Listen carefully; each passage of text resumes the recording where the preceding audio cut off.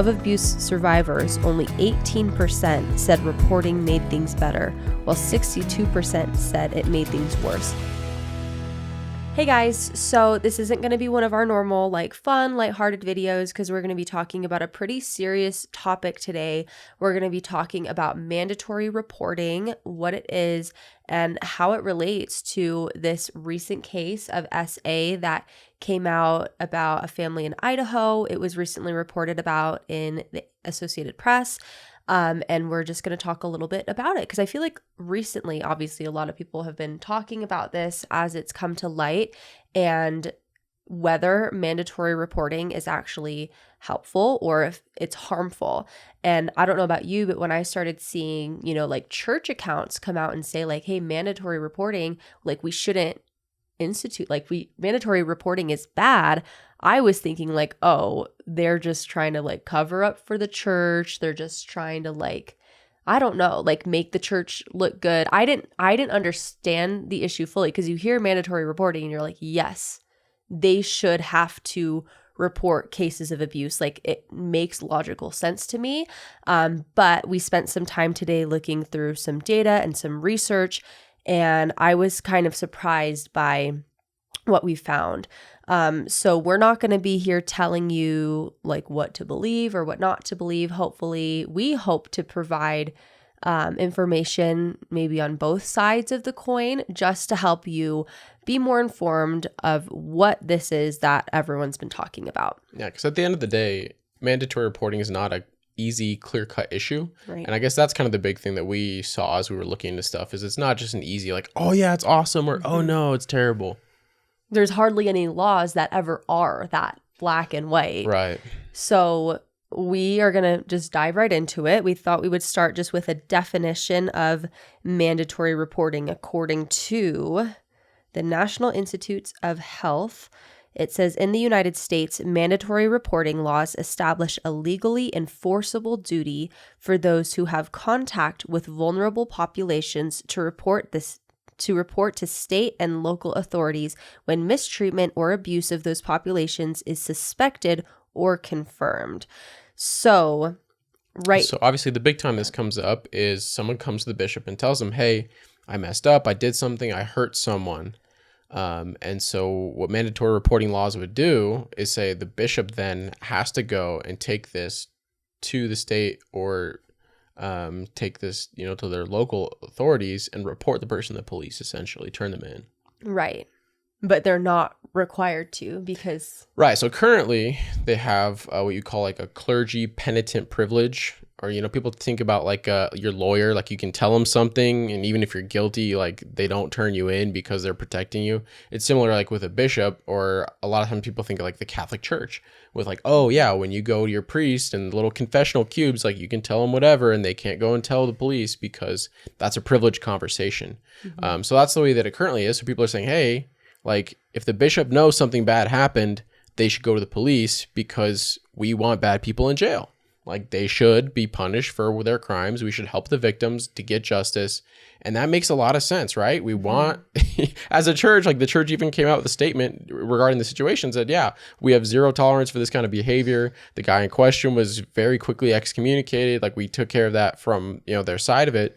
But even though it goes against what we teach to do these kind of behaviors, the idea of mandatory reporting is not as simple as just saying, oh, these things are bad, great, report it to the police.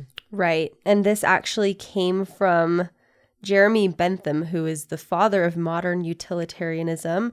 And so clergy penitent privilege is in several states in the U.S. I don't know about all of them. We're clearly not experts. We're not lawyers, so take everything with a grain of salt. But there are several states in the United States that hold this clergy penitent privilege under the utilitarianism. You can look more into it.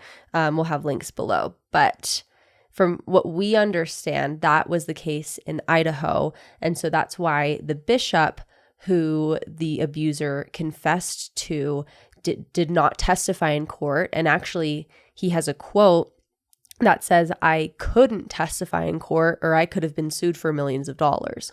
So, because that was a big thing. The victim and her family were saying yo, you need to testify, Bishop. Like, he told you he did it. You need to testify. This is what's going to make or break the case. The prosecutor said, hey, we need his testimony for this to go anywhere. And he was like, I can't, because only the person who confesses could let him out of that. So different states are written differently. And he refused. The abuser refused. Right. Of course, the guy's like, I don't want to go to jail. Don't testify against me. Yeah. Duh. Like, who would be like, yeah, go for it. Just put me behind bars. So different states are written differently. So that's where some people are confused and saying like, well, no, the bishop had the choice or whatever. Like, we have not read the exact law. We are not experts. I don't know. But that's just what he's saying, is that he was not in a position where he could choose to do so. And in the article, it also says the church discouraged him from testifying, which we don't know if that's because of these clergy penitent privilege laws. The church, in this article, it says that the church actually was encouraging the investigation to go forward. They were pushing for justice for the victim. They were trying to do that. It's not like they were like, yo, let's hide this case. Let's not let it go anywhere. But this bishop was not able to testify, is what it sounds like. And for some reason, they decided to drop the case because of that, which is something I don't understand, because it seems like they had other witnesses, family members, and recordings of the abuser admitting what he did. But I guess they said without the bishop, it wasn't a strong enough case, and it was dropped. So, this example highlights why they're like, oh, well, this bishop's testimony would have changed the entire case, so mandatory reporting is needed. People are like, we got to do it. It solves all the problems. Beautiful. Yes. But as we looked into it more, like, that was definitely my stance going into this. And I think for a lot of people, you're like, yeah, that makes logical sense. And I think, like, when you think emotionally about it, like, I was very emotional and like heartbroken reading that article, like, and what happened, and just knowing that this happens. Like, we have a huge church, millions and millions of people, like, this happens. And so I was really frustrated with, like, I was like, why wouldn't they just report it and like get these people help? And anyway, many people share the same belief, including many critics of the church. But we actually wanted to react to this guy. He's a prominent ex-Mormon podcaster, YouTuber. We wanted to react to his take on this, and we thought it was really interesting. So we're going to go ahead and watch this from Bill Reel. One is that I couldn't find any good research or evidence or data from studies that showed that mandatory reporting had a positive benefit. Number two, I found numerous studies that showed that mandatory reporting have a negative benefit. Now, we got to be careful, because the church would go like, oh, and believers will go like, oh, let's use Bill's podcast and just show that the church was in the right. And I'm going to say that that's not clear cut either. In egregious instances where someone's confessing abuse and that abuse continues on with leaders knowing it, and some instances there are several confessions taking place across multiple leaders, and the abuse continues on for years, the church and its leaders failed. And they should have to pay the price of that, whatever that means in the public arena, in terms of public image, and in terms of the legal process, including lawsuits. The church needs to be responsible for instances where abuse could have been stopped and it isn't.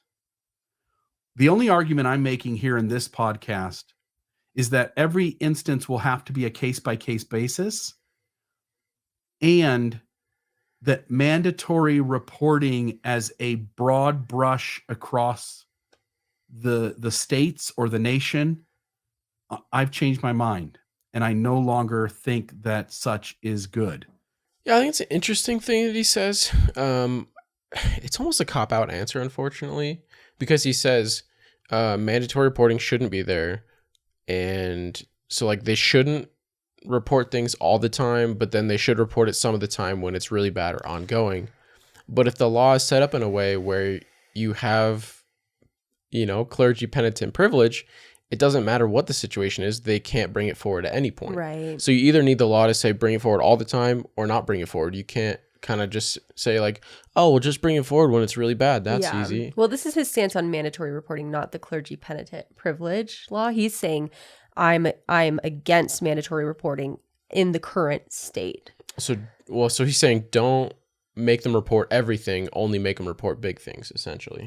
Well, he's saying if it's ongoing, which is so hard because the data also shows, like with mandatory reporting, when someone is able to confess to like a clergy or even a therapist or one of the other people that have that, like don't have to report, the rate of abuse decreases. And I know it seems like, of course you're going to say that. I don't know. And it's hard to know, like, are they going to continue abusing or is it going to get better because they're going through the repentance process with their bishop? How do you know which way it's going to go? It's just so hard because, like you said, the law is either you report it or you don't. I mean, we could try and get a more nuanced law than that, but I guess the more nuanced the law gets, the harder that's going to get to pass and make that actually work correctly. You know? Well, could it be a case-by-case basis?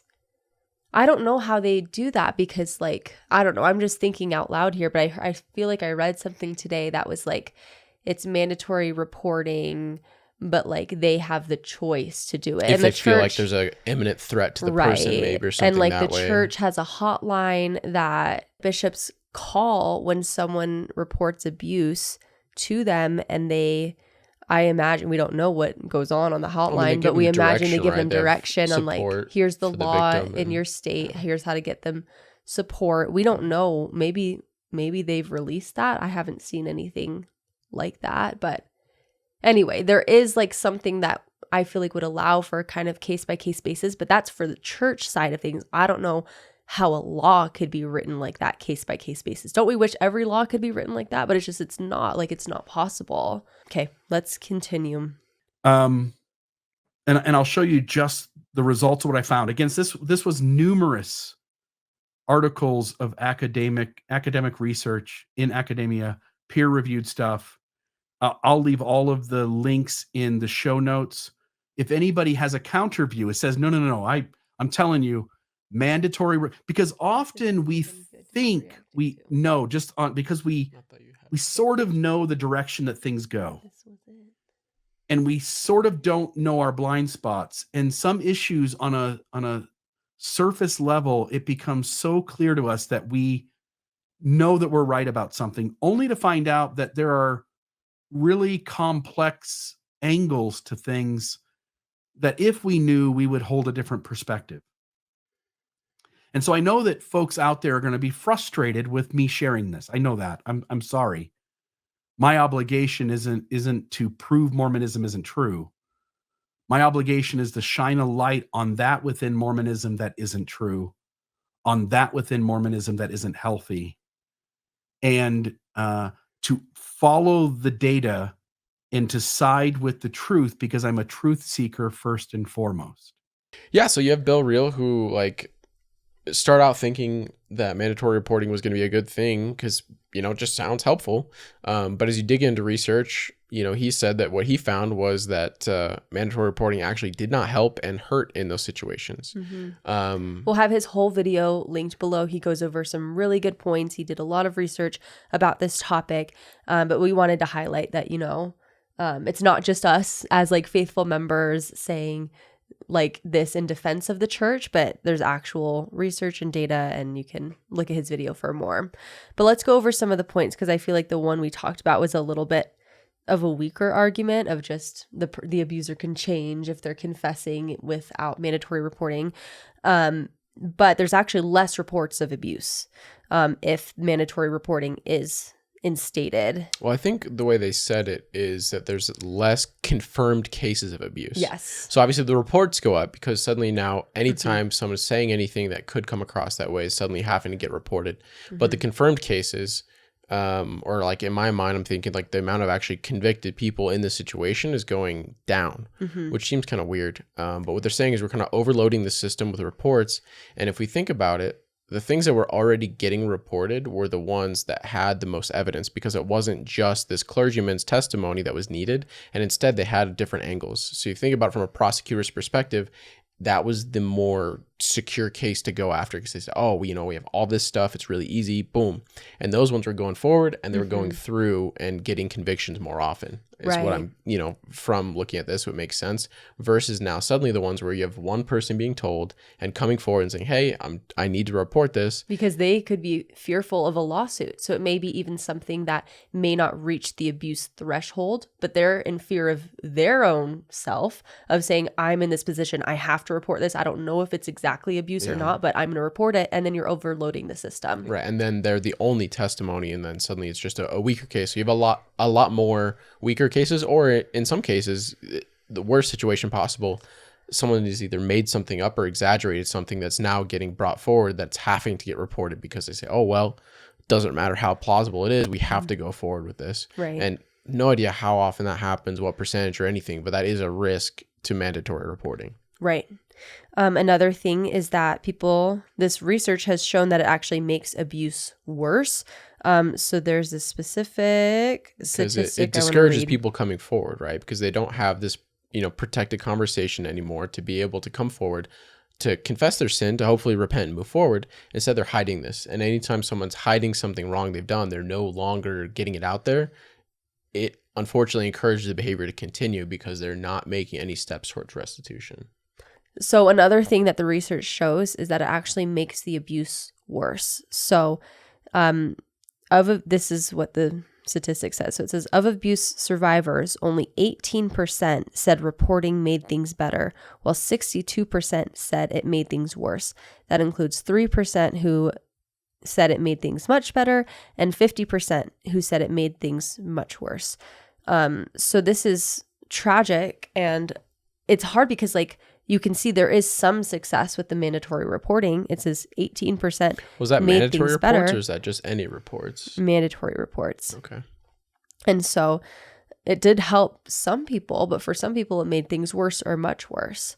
The last thing that we wanted to touch on is that it also can discourage caretakers from getting medical treatment. So if a child is abused, the mother may not go into a hospital because from what I understand, medical professionals are not under the mandatory reporting Oh, they law. would be. Or Yeah. they're not, but if they were, mothers might not want to take their children in to get medical treatment for fear of that mandatory reporting. See the wounds and say, oh, they must be getting abused. We need to go in and get them help. And they said it specifically affected higher the Black and Latino communities. So I think it's hard because anytime abuse is brought up, it's so hard to not get emotional about it and be like, this needs to stop. And it obviously does. The church's stance on abuse is so clear.